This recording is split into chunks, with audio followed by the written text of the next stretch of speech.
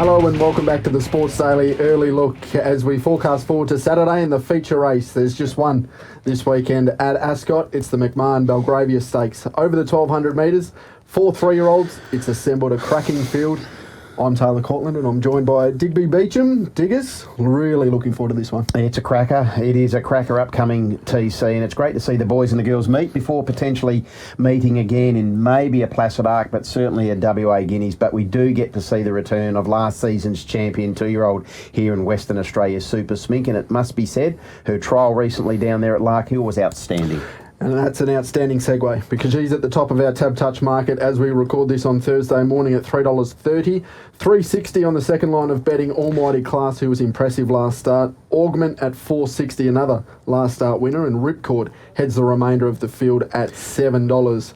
Taking a look at the speed map, there's not too many horses that you'd think would like to take up the running. There's possibly one. He's drawn wide. It's Mortgage Boy. Yeah, and he is genuine speed, isn't he? Like, we've seen him, I think, 3 times at the races now, and on each occasion he's shown a really, really good level of gate speed. So from that gate there, I don't think Lucy Fiore has any other option other than to send him. So if that is indeed the case, what does Brad Parnham elect to do aboard Patchouli? We know that she is quick out of the gates. Last start, everything went wrong at the start.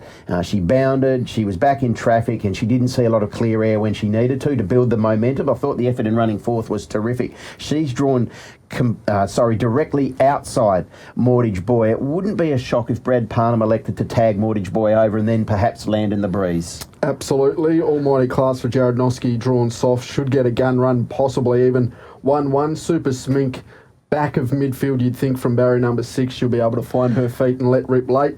And then the other one in the market, Augment, probably just a pair behind Almighty Class, even maybe on his back, and gets a beautiful toe into the race. Yeah, she does. She's drawn beautifully, has Augment. So you're going to have those in and around the market, that being Almighty Class, that being Super Smink, that being Augment, are probably going to be 1-1, 1-2, 1-3, depending on how much they turn it on up front. But all look like they are going to land in that moving lane. Absolutely. You mentioned the trial of Super Smink. She trialled back on the 16th of October. She was outstanding. And that capped off a really good campaign last time out where she won the Karrakatta Plate and the WA Sires. Question mark over which way they'll go this campaign. Does she stretch out in distance? But for the here and now, her trial suggests she'll be awfully hard to beat Saturday. Yeah, exactly right, TC. There are 2 horses who are trialling particularly well at the moment. One being Alsafina, and the other one, and Alsafina trialled up alongside Red Can Man recently, and the other one is Admiration Express. Super Smink ran a length 4th, beaten only a length behind Admiration Express the other day. We spoke to Chris Parnham on TAB radio on Wednesday morning. He indicated Brad, who rode Super Smink on that occasion, was of the view that had he pressed the button, she could have won the trial. So clearly she's in good order. Almighty Class on the second line of betting. He couldn't do much more in the Max Simmons. No, he was outstanding. He ruled off a really powerful final 600 metres, travelled strong in that race. Maybe the small question mark, if there is any, there might not be as much speed there on Saturday, and how does he travel behind a slower speed? Yeah, sorry TC for butting in. You're right, but maybe also the other thing is that run has taken the edge off him. It takes that freshness away from him. He's going to get a lovely run. He's raw, he's scopy, but the way that he stretched out over the final 125 metres of the Max Simmons Stakes, I thought it was outstanding. The figures back it up. It was a brilliant performance from a high-speed horse, and I think the 1,200 metres at this stage of his preparation, this stage of his career, it's going to be just ideal.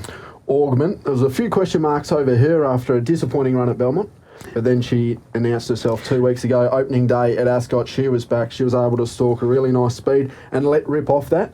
It might be a similar setup, and as we mentioned, she'll have the back of Almighty Class. She might have to run past him, but I think she's more than talented and good enough to do so. Yeah, well, she gets 3 kilos off Almighty Class. She's got a turn of foot. She appreciates good ground. That's what she showed last Saturday week when she was afforded that opportunity. She went through her gears really, really well, and she can quicken off a dime, so that's important as well. I think a few people might be able to make a case Ripcord can turn the tables on Almighty Class. He had to do a little bit of work in that Max Simmons. He was caught wide for the majority of the trip, and he was able to reel off a really good final 600 metres, only to be beaten a length and a half, and positive weight swing in his way against Almighty Class, so he's not out of this race. No, he's not. I think the 1200 is a tick. I just have some queries on where he gets in the run. I thought it was half an awkward gate for Chris to navigate. Agree with that. Can we make a case for anything out of those four that we've mentioned? A lot of good men, was really good first up. Probably just needs another 200 metres, and that's when he'll really come into his own. Yeah, I think so. He was entitled to get home strongly. He did so there's no knock on that. It was a very, very good effort. The numbers were sound enough for him. Rope them in. We get to see Fresh. He's got that 2-year-old winter form, and I know sometimes we go, 2-year-old winter form, it doesn't really stack up. I think he might be a little bit of an outlier because he is very talented. And Petula, if she does land outside the speed, it wouldn't be a shock to see her run very well as well. You were giving the instructions to Brad Parnham right here, right now. What would you be telling him to do aboard Petula? Jump positively and assess from there. Beautiful. $100. Almighty Class for me. I think he gets a gun run. He got a gun run the other day in the Max Simmons Stakes from a low draw. He's got another low draw there for Jared Noski to work with. He's got gate speed. He's got a motor. He's got a change of gears. I think he gets a gun run, and I think he guns them down late. Yeah, I'm going to be boring. I'm going to follow you in $100 Almighty Class. I think it's the map horse, Almighty Class, versus the best horse in the race at the moment, Super Smink.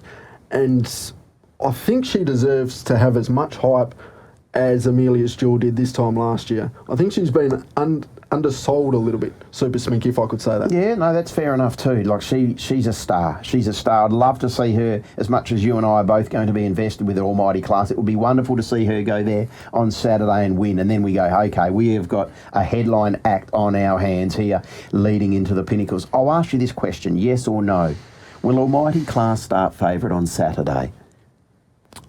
No. Okay. No.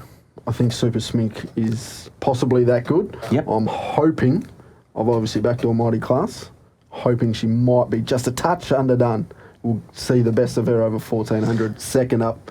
She's got a big campaign ahead. That's what I'm thinking. Yeah, exactly right. I'll tell you one thing that's going to be super exciting on the weekend is when they all let down at the top of the straight, that being Ripcord, that being Almighty Class, that being Super Smink, perhaps Augment, perhaps Petula.